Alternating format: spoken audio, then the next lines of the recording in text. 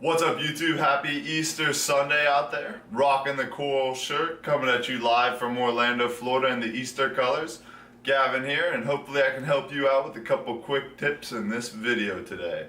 We're going to go over Easter weight gain. Is it a thing? Can I help you out? 2. Summer shredding tips. If you haven't already started a diet or a cut for the summer to get that beach lean body that you're looking for, I might be able to help you out. And lastly, sometimes it's important to not stress the small things and to just go with the flow, relax, and not stress yourself out about the small things. And that's what I'm going to cover in this video today.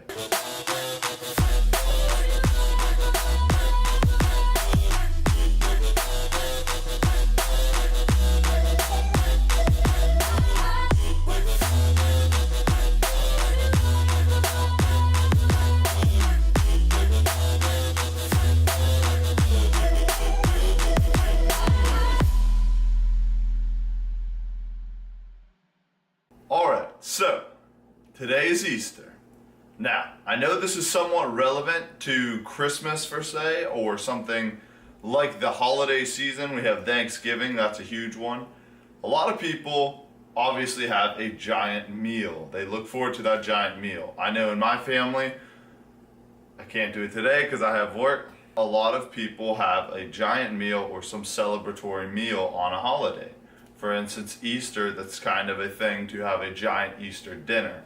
Now, one thing, if you're on a diet right now, or you're just trying to maintain your weight, whatever your goals may be, if you're in the health and fitness realm right now, and you actually have some sort of conscious tab on your calories and your macro intake, one important consideration to take into mind is that calories in versus calories out, of course, is king here. It's if you're in less calories than you burn, you're going to lose weight, preferably fat if you're resistance training, and if you're eating more calories than you burn, you're going to gain weight. Now, hopefully muscle, of course. However, though that's the main fundamental principle here. But one thing to take into consideration is it's not just for that day. For instance, if you burn 2,000 calories a day and you spread that out over a week, so we have 7 days, 14,000 calories is what we're looking at here. That's what you can allot to each day to create your deficit or create your surplus. For instance, some days you can eat 1,500, some days you can eat 2,500, and as long as if you're trying to lose weight, it's below that 14,000 calories at the end of the week, you're going to lose weight still. Same thing goes for gaining weight. If you're above that 14,000 calories at the end of the week, you're going to gain weight. It's important to take into mind the big picture. I just noticed there's a picture behind me. But take into mind the big picture of things, because your body isn't just at 24 hours, there's just some magical cutoff and that is you gained weight or you lost weight for the day. No, it's slow fluctuations over time. And at the end of a week, at the end of a month, at the end of a year, that's the big picture that you need to look at. It's not just a one-day thing. For instance, Easter. Let's say you have 2,000 calories that you're trying to hit for the day today. I'm just taking a really low, really simple number here. 2,000 calories, you're on a diet, you're trying to get super shredded beach lean for the summertime. 2,000 calories is what you have today. If you go out and you have a great dinner tonight, you have a couple drinks and all that, but you keep some sort of tabs on it, and let's say you had 3,000 calories. Oh no, you're 1,000 over. Don't stress about it. It's okay. What you should do to counteract this, you didn't lose all your progress, you're fine, relax, take a deep breath.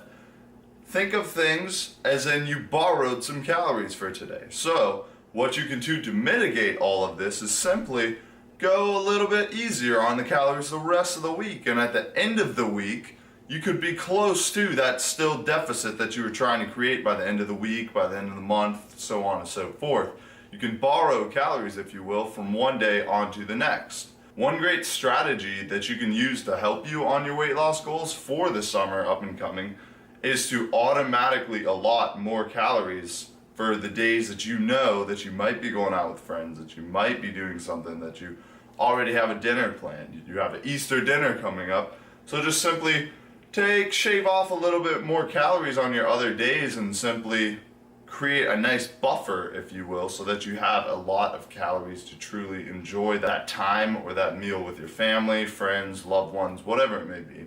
One great strategy that you can use that's really helpful, and you won't even have to take away calories from another day to or feel deprived at any other point during the week, would simply be just to wake up and eat a small, very light, protein-rich breakfast, just to get that protein in for the morning.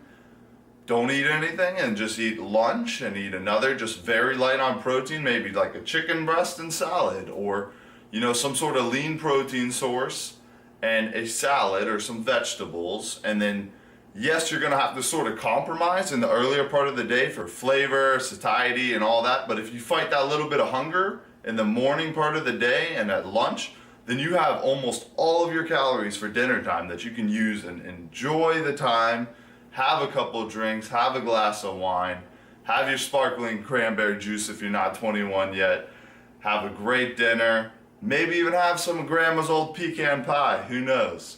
But that's a great strategy that you can use that might help you out. Also, the borrowing method, that's what I mentioned earlier. Simply go a little bit further under the deficit that you already had planned for the rest of the week. For instance, if your plan was to have 2,000 calories for the following coming days, but you really kind of went over tonight at Easter time, then simply go a little bit under, maybe 1,800 calories for the next coming days, for a couple days, to balance that all back out so that you're still on path and you're still seeing linear or somewhat linear progress and results in a weekly and monthly fashion, not just every single day. One tip too, don't step on the scale tomorrow. If you go out and you have a great time tonight, you indulge and you really enjoy yourself at a nice Easter dinner or afternoon dinner, whatever you want to do, don't step on the scale tomorrow. It's just gonna freak you out. It's probably weight fluctuations are gonna be through the roof because extra sodium intake. You could be stressing out. Don't stress out. It's okay. You're gonna be fine. Another topic that I wanted to cover in this video is summer shredding. Simply ensure that you're in a calorie deficit. If you're trying to lose weight to get shredded or lean or cut for the summer, whatever your goals may be, get the beach body look, simply start tracking your calories or have some sort of estimate of how many calories you're intaking to maintain your weight. Then subtract some of those calories, create a nice little deficit, and it's kind of a slow process at the start because if you don't know how many calories you're eating, then you're sort of gonna have to do a little bit more guesswork and a little bit more measurements and a little bit more work to find out that calorie level that you need to be eating to maintain. Then subtract a little food from there and ride that on out. Don't go totally switching up everything and just going to chicken breast and broccoli and going into ketosis or something crazy like that. You don't need to do that. Don't do some sort of crazy diet or anything like that because the rebound on the back end is going to be twice as worse, and you don't want that. Right, once you get to your goal and then the next day, you go out with your friends or something and have a little bit of bread, or you go out and you have a good time and then your weight just super rebounds. You don't want that to happen to you. So, if you haven't already started a diet and your goal is to be shredded by summertime and you got a good little bit of weight to lose, which, to be honest, we all have a little bit more than we think that we have. Fat likes to hide itself in places that you would never imagine, and the body is very good at hiding fat, whether it's in the back, whether it's in the love handles, whether it's in the glutes and the thighs, in the face even, the round moon face I got going on right now. Just give yourself that time so that you're not having to do some drastic measures at the end. And also, I would recommend that you start now if you haven't already started a diet so that you can just take a nice, sustainable, and slow approach dieting into the summer. Last thing I want to cover is to not stress out. Sometimes that little bit of a compromise that, hey, yeah, you're going over your calories a little bit for today. You're going to have a nice dinner. You're going to have a couple glasses of wine. The cranberry juice is sparkling, like I mentioned, if you're not 21, of course.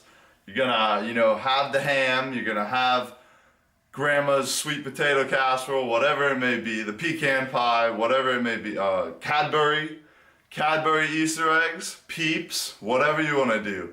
Don't freak out about it. It's okay. It's just one day.